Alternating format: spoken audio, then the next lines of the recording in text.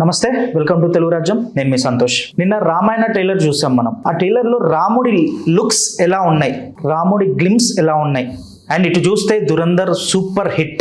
ఆ super hit తర్వాత Ramayanam looks పరంగా హిట్ అవుతుందని చెప్పేసి అనుకుంటున్నాం. ఈ రెండింటిని చూసి రాజమౌళిలో ఏమైనా టెన్షన్ పెరిగిందా అనే విషయం పైన మాట్లాడడానికి మన ముందున్నారు దాసరి విజ్ఞాన్ గారు. నమస్తే అన్న. నమస్తే అన్న, నిన్న రామాయణం ట్రైలర్ చూసాము. దాంట్లో రాముడి గ్లిమ్స్ అయితే చాలా బాగున్నాయని చెప్పేసి చాలామంది అంటున్నారు. ఇటు దురంధర్ చూసాము. Dhurandhar part 1 part 2 the revenge అనేది చాలా పెద్ద హిట్ అయ్యాయి. ఇవి రెండింటిని చూసి రాజమౌళి తీసే మహేష్ బాబు మూవీ పైనకి ఏమన్నా టెన్షన్ పుట్టిందా అన్నట్టు క్వశ్చన్. ఒక్క నిమిషం. దురంధర్ని చూస్తే ఎవరైనా అప్రిషియేట్ చేస్తారు, బాగా తీసావు అంటారు. వాళ్ళకి టెన్షన్ ఎందుకు పుట్టుద్ది? రామాయణాన్ని చూసినా బాగుంది, బాగా తీశారు, బాగాలేకపోతే బాగాలేదు, ఏదో ఒకటి చెప్తారు. కానీ వీళ్ళకి ఎందుకు టెన్షన్ వస్తుంది? సరే బాగుంది, అద్భుతంగా ఉంది, రాజమౌళి ఎందుకు టెన్షన్ పడాలి? 2 హిట్లు అయ్యాయి కదా. అయితే నేను తీసే మూవీ ఆడకపోవచ్చు, హిట్ అవుతా లేదా అట్లా ఎవరు అనుకోరు. ఎందుకు అనుకుంటారు? చిన్న డైరెక్టర్ అయినా సరే ఒక స్క్రిప్ట్ అనుకున్నాడు, రాసుకున్నాడు, షూట్కి వెళ్ళాడు అంటే దాన్ని బాగా తీయాలన్న తప్పనే ఉంటుంది. ఎలా తీయాలన్న ఇంట్రెస్ట్ వాటి మీదే తిరుగుతూ ఉంటారే తప్ప ఆ సినిమా చూసి ఈ సినిమా చూసి భయపడ్డాలు ఎవరి దగ్గర ఉండవు. వీళ్ళైతే ఏమైనా మంచి విషయం ఉంటే నేర్చుకుంటారు, లేకపోతే ఏదన్నా సీన్ ఉంటే దీన్ని ఇంకా బాగా తీయొచ్చు అని వాళ్ళకి అనిపిస్తే వాళ్ళ సినిమాలో అలాంటి సీన్స్ ఉంటే ఇంకా బాగా తీసి చూపించుకుంటారు. టెన్షన్ అయితే ఎవరు పడాల్సిన అవసరం లేదు ఫస్ట్ ఆఫ్ ఆల్. అట్లా. అండ్ ఇప్పుడు రామాయణ చూసుకున్నట్టయితే అన్న 4,000 కోట్ల బడ్జెట్ అని చెప్పేసి అంటున్నారు. ఒకవేళ రాజమౌళి కొట్టగలడా? 1 సెకండ్. రాజమౌళి ప్రతిసారి కంపేర్ చేయకండి, అంత అవసరం లేదు. నెక్స్ట్ నీకు కలెక్షన్స్ గురించి నేను చెప్తా. ఫస్ట్ ఆఫ్ ఆల్ ఇది కొంచెం లెంతీగానే వస్తుంది, భరించున్నాను, ఎందుకంటే నువ్వు అడిగే క్వశ్చన్ అలా ఉంది. మరి ఫస్ట్ ఆఫ్ ఆల్ రామాయణకి 4,000 కోట్లు అసలు వాళ్ళకంటే వస్తాయా రావా మాట్లాడుకుందాం. తర్వాత ఇంకొకరు దాన్ని కొట్టగలరా లేదా. ఫస్ట్ వీళ్ళ 4,000 కోట్లు వీళ్ళకి వస్తాయి రావా అంటే దీనికి కూడా దారి చూపించి అఫ్ కోర్స్ ఒక మార్గదర్శకుడు రాజమౌళి అనే ఒక మనిషి ఒక బాహుబలి లాంటి సినిమాని తీసి ప్రపంచవ్యాప్తంగా ప్రదర్శించేసరికి చాలా మందికి మనం నేర్చుకున్న మంచి అంశం ఏంటంటే మన దగ్గర ప్రోడక్ట్ ఉంటే చాలు, దాన్ని డబ్ చేసి ఎన్ని లాంగ్వేజ్లో అన్నా రిలీజ్ చేసుకోవచ్చు. ఇప్పుడు వచ్చిన ఓటీటీ పుణ్యమాని కూడా మనకు ఆ విషయం తెలిసిందే. అందుకే అన్ని సినిమాలు పాన్ ఇండియా లెవెల్లో రిలీజ్ చేస్తున్నారు. అట్లీస్ట్ ఓటీటీకి వెళ్ళినా కూడా అన్ని లాంగ్వేజెస్లో ఉంటున్నాయి, అవునా? సో సినిమా అనేది అన్ని భాషల్లో తీయొచ్చు, ఈ భాష వల్లే ఎంజాయ్ చేయాల్సిన అవసరం ఏం లేదు. అట్లా అన్ని రాష్ట్రాల్లో అమ్ముకుంటే ఒక రాష్ట్రంలో వచ్చే డబ్బు కంటే మల్టిప్లై బై 5. ఇప్పుడు నీకు ఇక్కడ కొన్ని కోట్లు వచ్చాయి, ఎక్కువ మల్టీప్లెక్స్లు పెరిగిపోయాయి కదా, మల్టిప్లై బై 5, 5 ఇంతలు లాభం వచ్చింది లేదా 6 ఇంతలు లాభం వచ్చింది. ఇప్పుడు వారణాసి అనే సినిమాని 120 దేశాలలో మేము రిలీజ్ చేయాలి అనుకుంటున్నాము అని ఒక ప్రకటన వాళ్ళు విడుదల చేశారు.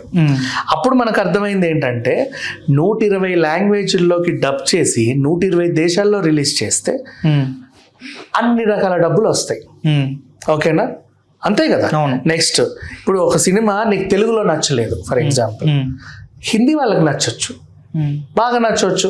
కార్తికేయ 2 అనే సినిమా తెలుగులో ఓ హిట్, హిందీలో చాలా పెద్ద హిట్, తెలుసా? అసలు వాళ్ళకి నిఖిల్ ఎవరో తెలియదు, నిఖిల్ కూడా వాళ్ళు ఎట్లుంటారో తెలియదు. ఆ ప్రింట్ తీసుకెళ్లారు ఎవరో, అంతే.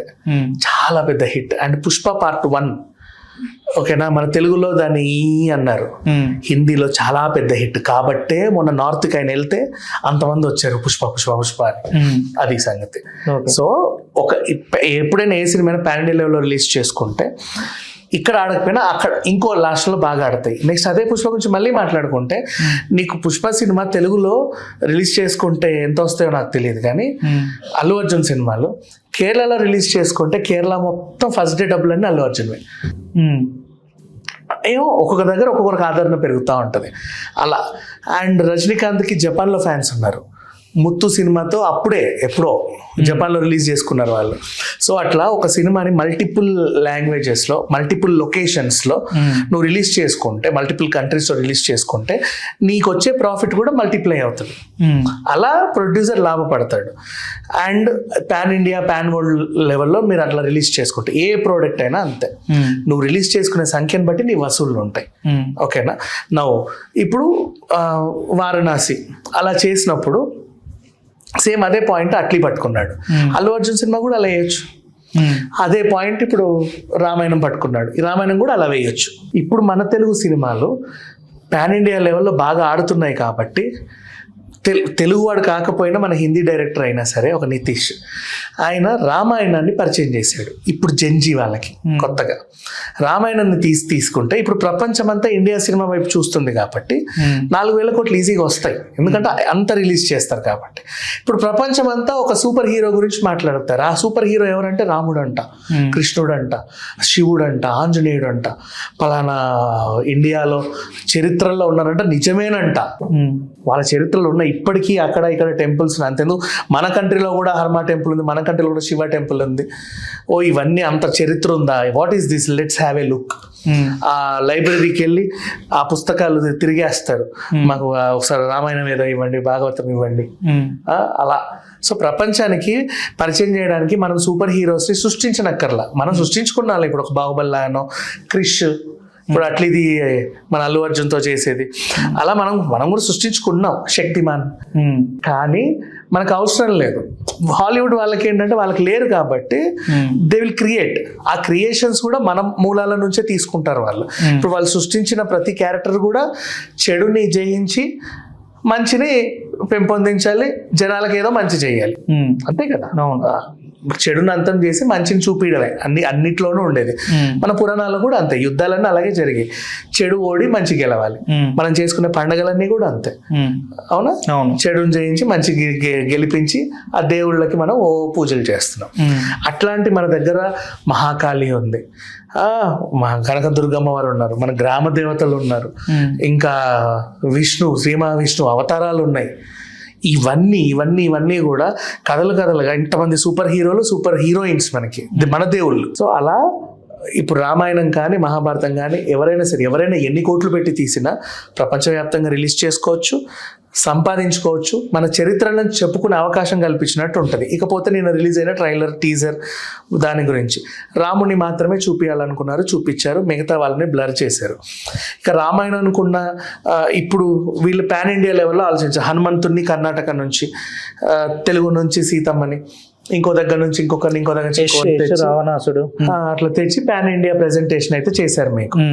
నెక్స్ట్ ఇక వాళ్ళు వరల్డ్ వైడ్ బిజినెస్ చేసుకోవాలి. మళ్ళీ ఇందులోనూ చాలా ముఖ్యం సీతమ్మ క్యారెక్టర్. రామాయణం తీస్తున్నారు అంటే ప్రతిసారి సీతమ్మ ఎవరు అని మాట్లాడతారు. ఆ సీతమ్మ ఎవరు అనే నువ్వు ఎంచుకున్న ఆ పాత్రకి పేపర్లలో రూమర్స్ ఉండకూడదు, గతంలోనూ వార్తలు ఏమి ఉండకూడదు. సీతమ్మ అంటే అంత బరువైన క్యారెక్టర్ మనకి. సాయి పల్లవి, అందుకు సాయి పల్లవిని తీసుకున్నారు. అందుకు సాయి పల్లవికి రూమర్స్ ఏమీ ఉండవు. అండ్ ఆవిడకున్న రెస్పెక్ట్ వేరు, సెట్ లో ఉందన్న ఇంటర్వ్యూకి వచ్చిన ఒక వేరే రెస్పెక్ట్ ఉంటుంది. సో అందుకు తను ఎంచుకున్నారు.